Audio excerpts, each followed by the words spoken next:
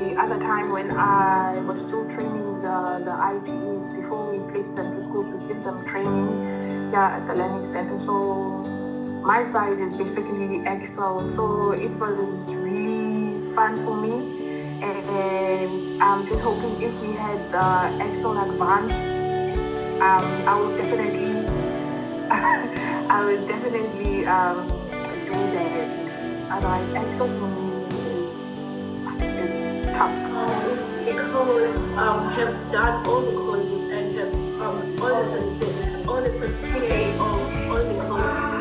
Which course out of all the courses have you enjoyed the most? Python. What's something amazing that you learned that you wouldn't have known before?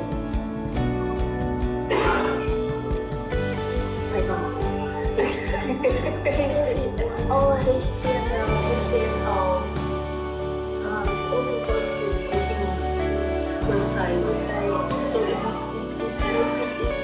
makes it easier for us to